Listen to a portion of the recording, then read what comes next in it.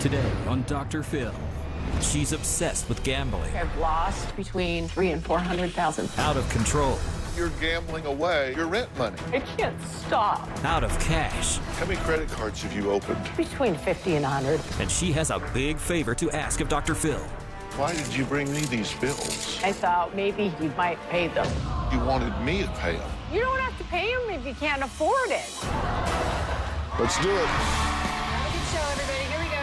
This is a safe place to talk about hard things. Stand by. We'll count you down. I'll try to be an emotional compass and point you in the right direction. 5, 4. I am not giving up on you.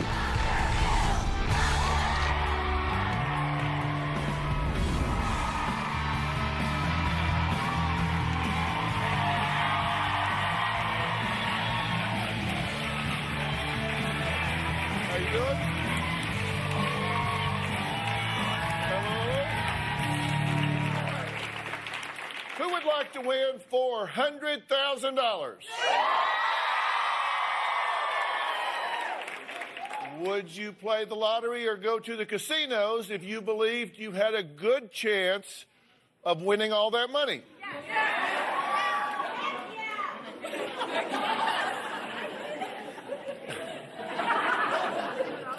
If you won, what would you do?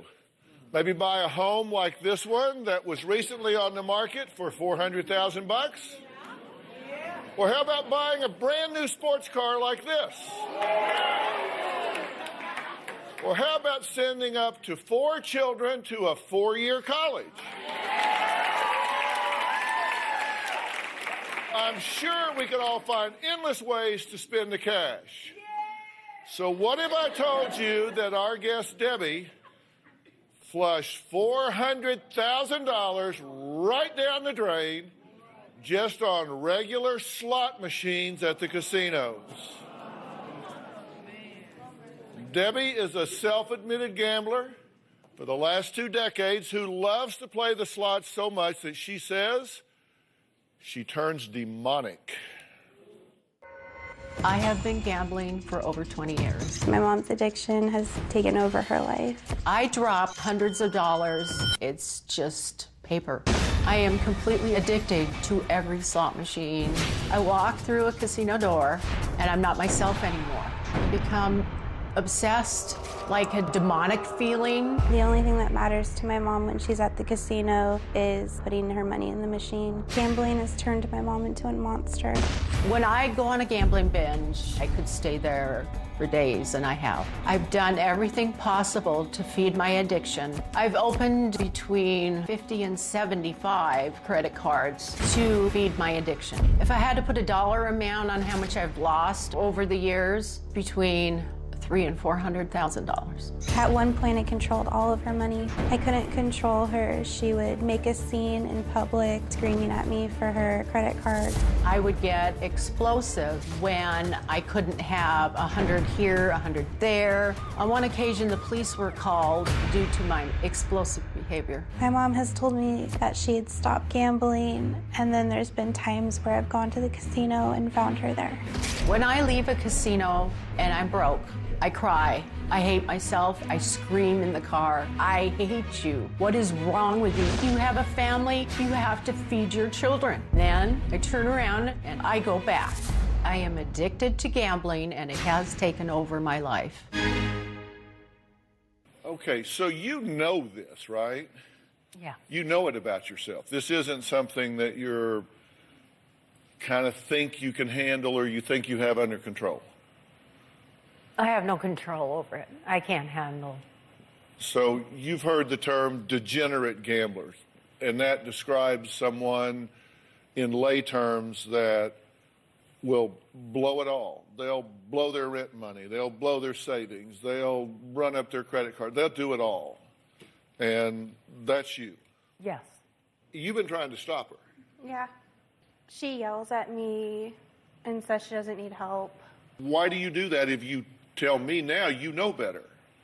To be honest with you, I don't want to hurt my children, but I can't stop. So I become a compulsive liar as well on top of it, lie after lie after lie. You've actually gone in the casino. Yeah. You've walked up to her in the casino and said, come on, what are you doing here? Yeah. You've actually taken her money in the casino. Yeah, I've brought her out of the casino. We've been in the parking lot yelling at each other. And she'll stay and you leave. Yeah. I mean, even though she knows you're upset, she'll say, you leave, I'm staying. Yeah. All night. She'll be gone all night. You said when you walk through that casino door, you become a whole other person. You said, I become demonic. I become like a devil person. When I walk through a casino door, my mind is focused on a slot machine. I'm not Debbie in there. I don't know how to explain it. I can't control myself. I can't. If I have my bank card with, which I try to leave at home, I'll drain it, even though I have a $300 limit on it daily. They have a machine in the casino that overrides it. So you can drain your account. How many credit cards have you opened? At least between 50 and 100. It has to be. It has to be. 50 and 100 credit cards. At least. Yeah. You just keep opening and opening and opening so you can get more money. Yeah, because I can't afford to gamble on my, you know what I mean? I should have never said that one. Oh, boy. No, you got, come on, be honest. You have barred yourself from casinos. You've gone and told them, here's my picture. You spread this around. Do not let my happy ass in here ever again, right? You have correct. You've told them to keep you out. Many times. They let you in? Yeah. You tell them it's not you on the picture. Yeah, I have done that. Well, what do you do to get money? What do I do to get money? Yeah. Where's this money coming from? You said I can't. I win, and then I lose. I've won quite a few jackpots. You've won $60,000 in a year. Correct. You said you spread all those hundreds out and you were hooked. Big time. How long did it last? How long did money last?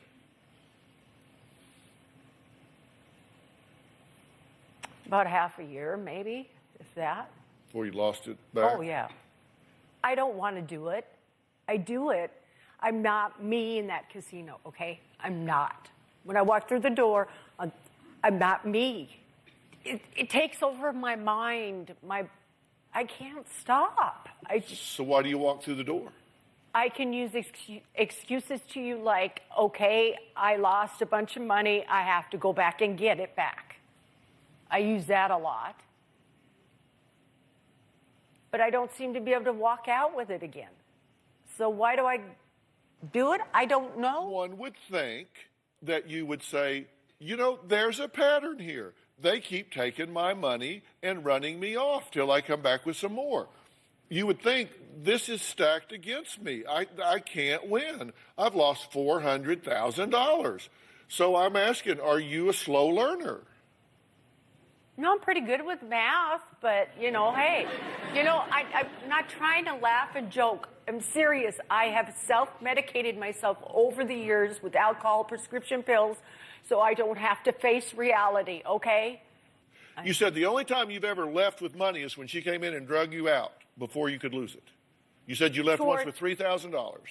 Towards the end here, yeah. I mean, I did walk out. Yeah, Taggart dragged you out before you could lose it. 8 years ago, I walked out with $10,000, $12,000 and paid some bills off, but then put it all back in. Well, Debbie says she has a big favor, and I mean a big favor to ask me. We'll talk more about that next.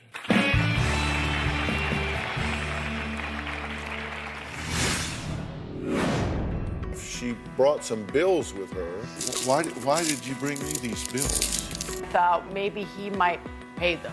You don't have to pay him if you can't afford it, you know? I don't know. And later, what's lurking in Debbie's past that continues haunting her to this day? I can't even imagine the pain that you had to feel.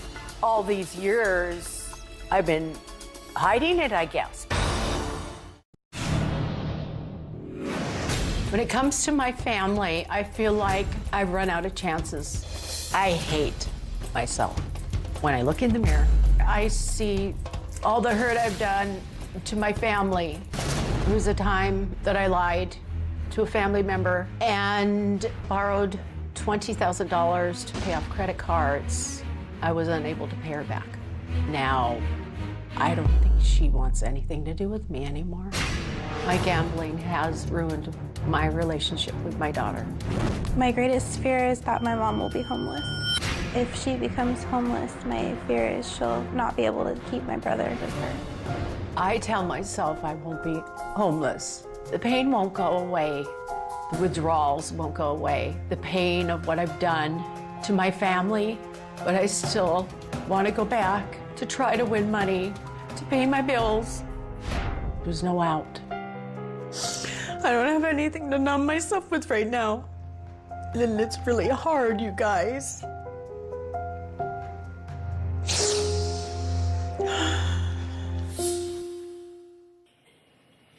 When Debbie arrived in Los Angeles and met up with our staff, she brought some bills with her that she asked to be delivered to me. They did. They delivered these to me. There's vehicle title and licensing, renter's insurance bill that isn't open. I guess you wanted me to open this one here. Why did you bring me these bills? Do you want me to answer that? I actually thought that if I was going to maybe get some kind of counseling or help, that these were the bills my daughter needed to take home with her, and then I thought, well, maybe he might pay them. So it wasn't my first choice to bring them to you. My daughter was going to take them home and make sure they got paid somehow. I'm not paying them.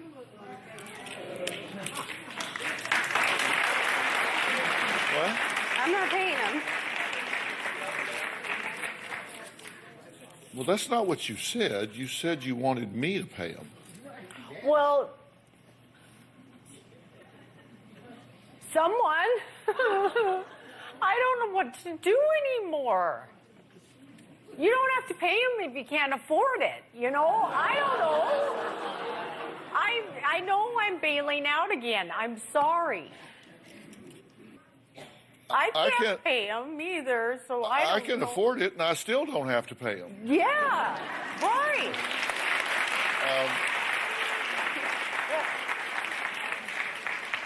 I'm trying to get a window to your thing. How long have we known each other? A minute or two? Yeah, it would be about 20 minutes. And then, yeah, and I'm sorry, I shouldn't have even asked.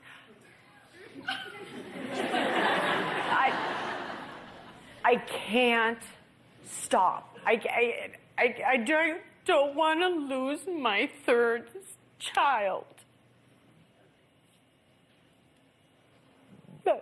But yet you're gambling away your rent money. Yeah, I don't mean to. It controls me. In that casino, I can't stop. How long you been living where you're living? Oh, about a month and a half. Yeah.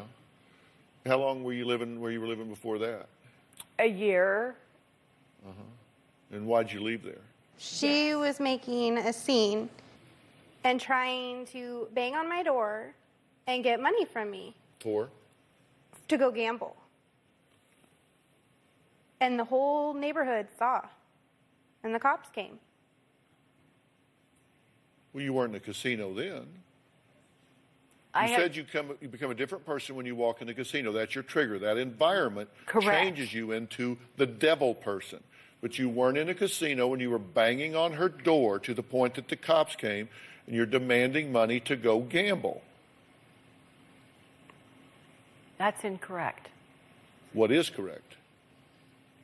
I had been at a casino for 5-6 hours and lost. I came to where I was living. and I had asked for more money. To get even. Yeah, my own money that I had my daughter hold on to, so I could have Christmas with my son and my daughter. She was holding on to $2,000 of my money. To not give her. You came to get Christmas money to go back to Correct. the casino because you say you get vengeance money. You say you come home, you're vengeance. I'm going to get some money to go back and kick their ass, right? So she stands in the gap, says, I'm not giving you this money. I'm not giving you the money. And you demand it's your money. You want it. By God, give me my money. The point is you're standing there demanding money to go gamble with. Debbie claims she didn't even start gambling until she was in her 30s.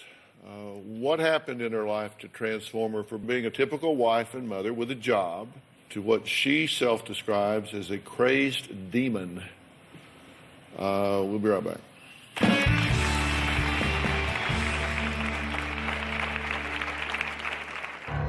20 years ago, I lost my son. My brother died on my birthday. I blame myself for his death. I thought I killed him. And later, his parents called him a moocher. Is Ryan back on his feet or on the streets? You went to Texas. You got a job. Yeah. But you got fired after a week. No, it was after a day.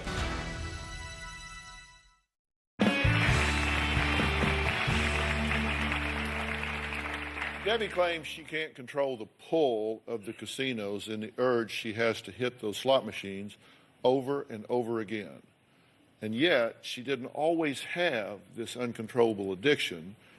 Her daughter Serena believes this all started when her mother tragically lost her son to leukemia at just 2 years old. And instead of facing the pain, Debbie looked for other ways to just switch off. 20 years ago, my son, RJ, was diagnosed with a high-risk leukemia. RJ was 13 months old. My son, RJ, had a bone marrow transplant. My daughter gave bone marrow, which nearly killed him. I could not put my son through another bone marrow transplant. It was too painful. I lost my son to cancer. She uses my brother's death as an excuse for her to gamble. I gamble not to feel pain. My brother died on my birthday, and I never look forward to my birthday because I know she's gonna go out and gamble. It makes me feel hurt. My brother's been gone for 20 years, and she's never dealt with the loss. I thought I killed him by not doing another transplant. I blame myself for his death. I just wish she would be at peace with him being in heaven.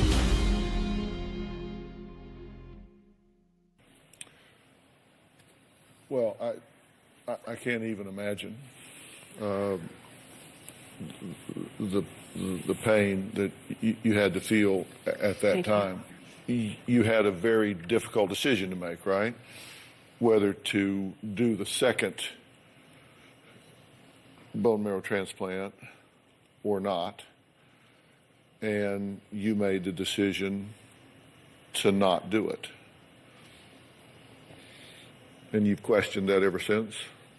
Just recently, my ex-husband had said, you're destroying your daughter like you destroyed your son. Right there, I thought, oh my gosh, I have been hiding this or not even realizing this for so many years that maybe I did. All these years, I've been hiding it, I guess, because I didn't realize until the ex-husband saying to me, you're trying to destroy your daughter like you destroyed your son. It just popped out. God, yeah. I'm sorry, I'm just not sure I can go along with his blurted out analysis and diagnosis there. I'm sorry. Had I been sitting with you in that room at the time that you were making that decision, I can't tell you that I would have advised you differently than what you said, the decision you made. There's very moral basis for making the decision that you made. I mean, what do you put the child through? What's the risk-reward ratio? That's a very difficult decision that parents have to sometimes make in dealing with a terminal illness and what you want the quality of life to be at that point. And that's a decision that only you could make at that time, and you made it, and I certainly couldn't fault that decision.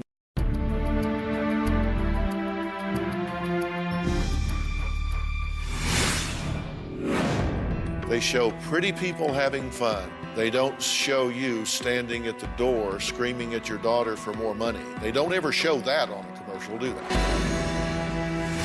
And later, you said the help that I offered and arranged for you just sucked. The life coach that was assigned to me totally failed me.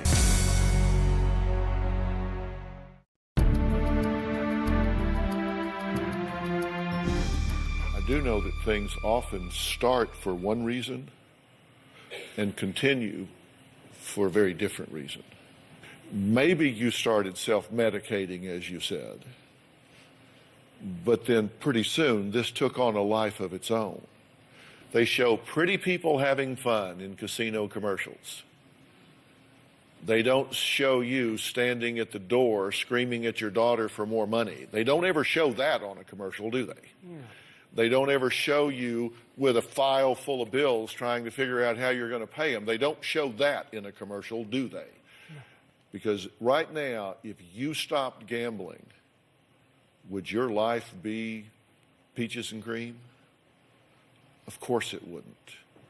You have a lot of other challenges in your life. And if right now your coping mechanism, your escape mechanism, your eject button from the pain is to lose yourself in a casino, and that's taken away from you and nothing is put in its place, you know what's going to happen? You're going to default right back to what you were doing. You know, I'd like to add Dr. Frank Lawless to the conversation. He's the chairman of the Dr. Phil Show Advisory Board. Frank, welcome. Glad to have you here.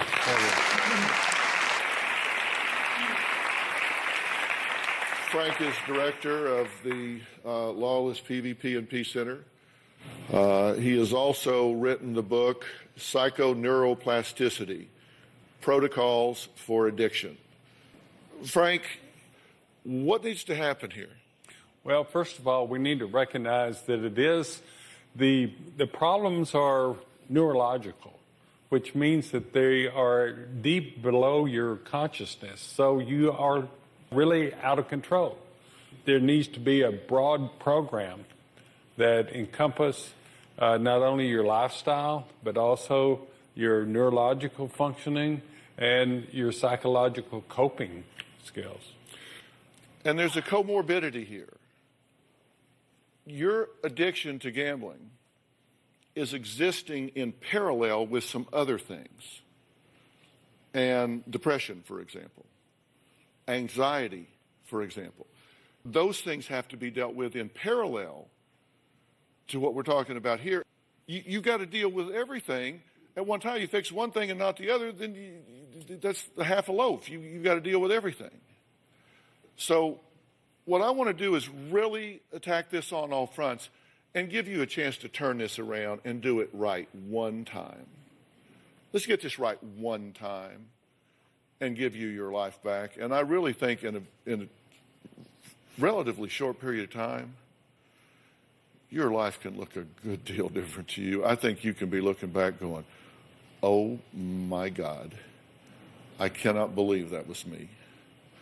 And this is going to begin with, what I would like to do is fly you to the PMP Center to spend some time with Dr. Lawless' team. They have a team there, multifaceted team, to start with a very thorough evaluation to see everything that's going on with you, psychologically, neurologically, physiologically, hormonally, everything, and then put together a true coping plan to get this turned around. But you've got to be willing to submit yourself to it. Totally, yes. Deal? Oh, yeah. Yes. Okay. All right, we'll get that set up. You can talk to her after we finish. Yeah. Okay. All right, I'm going to let these guys go. You're going to remember my guest, Ryan, was once making millions, but then moved in with his girlfriend to his parents' garage. Well, they're back with an unbelievable update right after the break.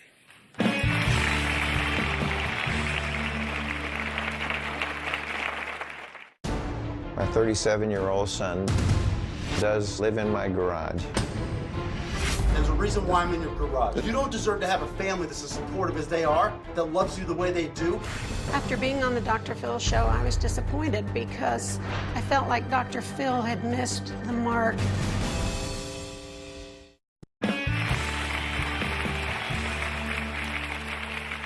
You may remember my next guest, Ryan, who was living with his girlfriend in his parents' garage and claiming he just couldn't get a job, even though he was once quite successful, making millions in the real estate business. His appearance on our show 8 months ago, well, it was memorable. My 37-year-old son does live in my garage. This is my casa. This is where I stay. This is the garage. Life with Ryan is extremely chaotic. I've probably asked Ryan to move out 100 times. You're not working. No, I'm not. Why? Well, I'm on unemployment. Are you working? I'm working still. I'll be 73 next month. So he's twice your age, and he's working, but you're sleeping till 2 in the afternoon in the garage. What is wrong with you people? Ryan's 24-year-old girlfriend is also living in the parents' garage. Mine and Ryan's usual day is we wake up and we just kind of let the day come to us. I feel like I can't help but be mean to Rachel. She aggravates me. You know what? You are stuck. You got a chip on your shoulder. I strongly suspect it's frustration. You're taking it out on everybody else. Listen, I'm a 37-year-old adult that deserves that respect, and there's a reason why I'm in your garage. You don't deserve to have a family that's as supportive as they are, that loves you the way they do, the way you treat them like. I don't want to kick Ryan out on the street because in the back of my mind, I would feel terrible if he were really sick. Do you think he's mentally ill? I think he's bipolar. Where did you go to medical school? I've never treated a bipolar patient where I called the adult patient's mother up and said, okay, here's what I want you to do. Have no accountability, allow him to be mentally and emotionally abusive, let him sleep until the middle of the afternoon, and don't let him get a job. That's what I need you to do to help me get him back as a meaningful, contributing member of society. Don't you want to be proud of you again? Well, sure. I know how to get you back in the game, and I am willing to bring you the resources to do that. Well, I told Ryan's parents that the only way they would see their son make it is if they kicked him out of the garage. They did listen. Take a look. Since we were on the Dr. Phil show, we finally had to evict Ryan to get out of our garage. This is my garage. I own everything here. It's not anything of Ryan's. We've been living at motels, getting money from resources. Hey, what's up, Dan? Since being on the show, I have spent $3,000 on Ryan. There's been 10, 12 times that I've put him in a hotel. We're living day by day. A lot of times we definitely have to reach out for a lifeline to help us. I was wondering if you can give me a ride down to... No? Okay, thanks for your help. Ryan is currently not working. He hasn't held a job for 3-4 years. We tried to maintain our normality by going to the gym, exercising, and we have his racquetball. It's good. After being on the Dr. Phil show, I was disappointed because I felt like Dr. Phil had missed the mark. He was a moocher, but the symptoms behind that I felt were mental illness and drug issues. I don't think I have a mental problem. I think we have a financial problem. Well, Ryan and his girlfriend Rachel are here while Ryan's parents, Mike and Vicki, join us via Polycom. Even though Vicki thinks I missed the mark on Ryan, you did take the advice to get him out of the garage. How long did that take? About 6 weeks. After the show, about 6 weeks. Had to evict him to accomplish that. Are you glad you did it? Are you sad that you did it? How do you feel about it? I'm positively thrilled. I mean, I felt like it was a burden off my shoulders that would never go away. Yeah. Are you at peace with that, even though I know it's difficult? Oh, yes. Oh, yes. Okay. Your mother thinks that she doesn't disagree that I felt like you were taking advantage of them, but she says that I missed the mark in that you are mentally ill and that you need help in that regard. You disagree. You don't think you're mentally ill. I'm going to leave that to I'm properly diagnosed or like checked out. But you actually, after some encouragement from family, decided to check into a hospital. Yeah, I mean, everybody was pushing that direction, and you know, I'm not going to turn away from it if that's what friends and family and loved ones are saying. Did you check into? Yes. I mean, I've known a couples where, like, one wanted to take up scuba diving, so the other one did. But this is the first time I've heard where one was checking into a mental institution, so the girlfriend said, "Yeah, I'm in." Right. Well, because yeah, no, you're right. That's because that's why I checked out. That's why I checked out a day later. Is because you know what? It was all for the wrong reason, and somebody else deserved to be there a lot more than either one of us. Well, did you get in conflict with the staff when you were there? No, I wouldn't say that. No. Well, I thought you wound up strapped down to a wheelchair. No, not strapped. I was asked to sit in the wheelchair and basically move to a different level.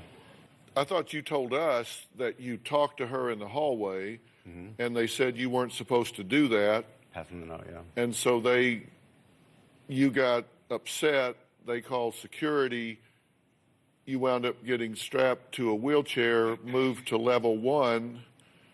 They took you up to that ward, and you decided, well, these are some seriously disturbed folks up here, and there are people that deserve to have this kind of care more than I do. I should not be taking up a bed here, so I'm going to check myself out. Yeah. That's what you told us. We right, recorded no, that. You're right. That's accurate. All right. Ryan says he's trying to change his behavior, but is he really? I don't know. We'll talk more about that when we come back.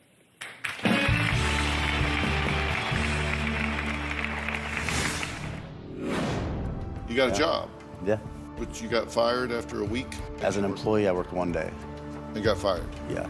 Yeah. Because you took a day off.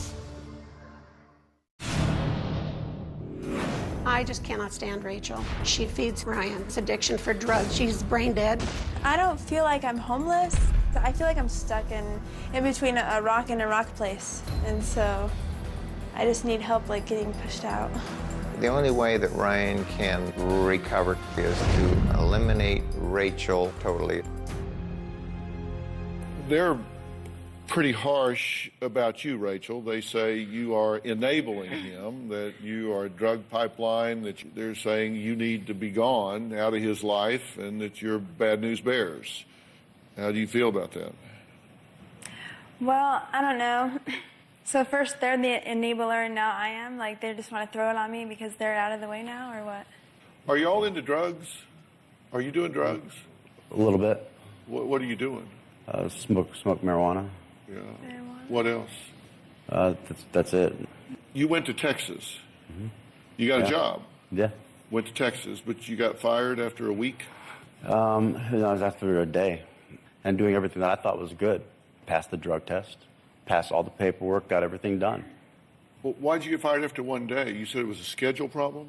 You took a day off? No, when I went in, I went in and I worked basically as long as they needed me there to get done what we needed to get done, open to close, pretty much.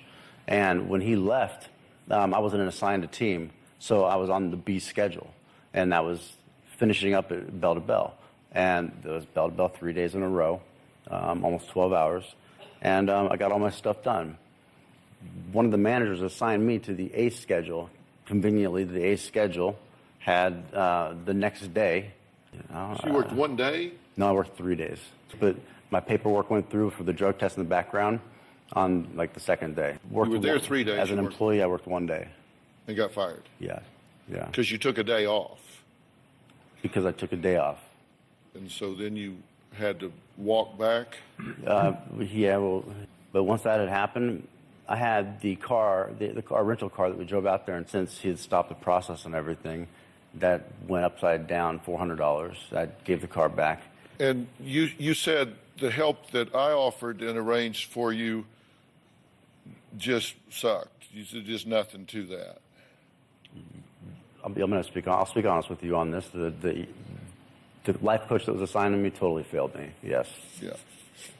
I feel personally that's what happened. We both played phone tag. Me leaving messages, him calling me back, and leaving messages for me, and. Yeah, we keep very detailed records about that. On February 2nd, we got a message from you to Anthony Haskins, our resource director. On the 3rd, call back. A girl answers. I ask for Ryan. She tells me he's not there. I leave a message for him with her for him to call me back. I hear Ryan talking to her, telling her what to say in the background. I mean, you're there. He can hear you in the background telling her to say you're not there and what to tell.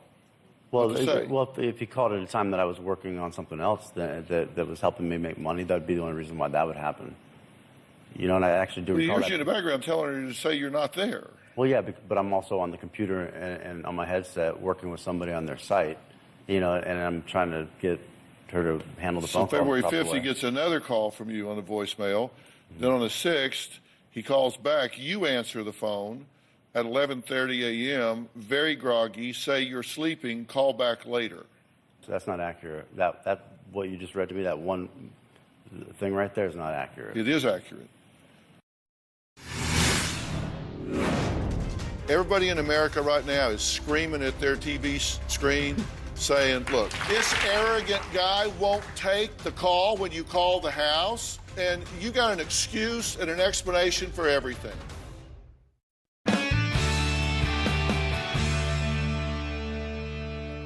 This is Anthony Haskins right here. Anthony, these are your contemporaneous notes at the time. You know Ryan? Yeah. Hey, Ryan. How are you? Good to see you again. Good to see you. These are your contemporaneous notes at the time, correct? Yeah, they are. And you called at 11:30 a.m.? 11:30 a.m. He was groggy, says, call me back later. And that's what happened. Then on the 10th, you have a message from Ryan, your work voicemail. He's asking for a letter from me for the court or his lawyer. It was unclear. Not sure what, but he wanted a letter from you. So you call back. A girl answers. You ask for Ryan. She asks about the letter. You say, I don't do that unless Ryan is doing what he needs to be doing and has at least started working on a program. She says, hold on. An argument ensues between the girl and Ryan about whether or not he wants to talk, and eventually she tells me he's not available and takes a message.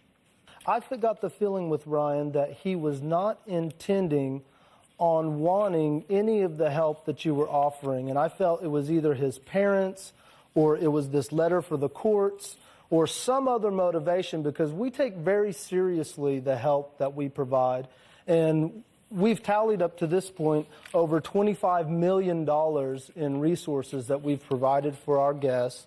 And when a guest reaches out and wants the help that you've offered, I take that very seriously. And I'm getting told by a girl on the phone that you're not available, and I hear you talking in the background, telling her what to say.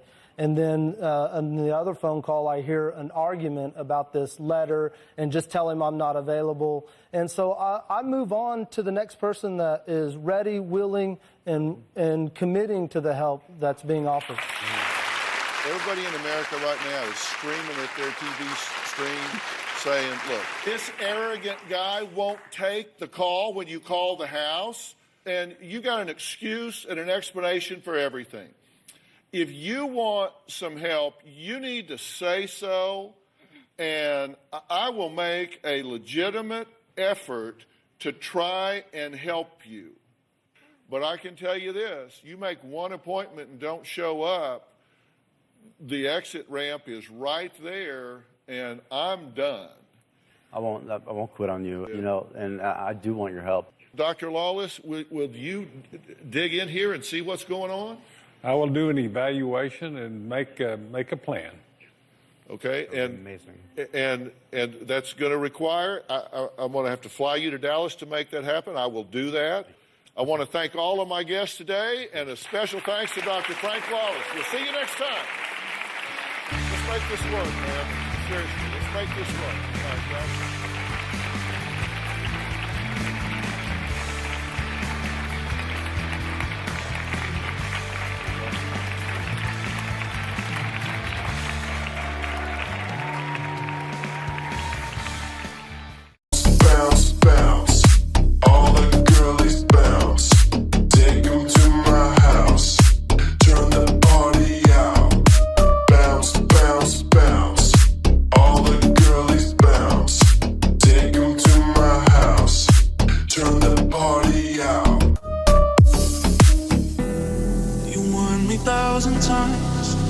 Memories can kill ya, but it didn't hear ya. I thought that I could fly, but woke up on the asphalt. I swear there was the last time. I've always been naive,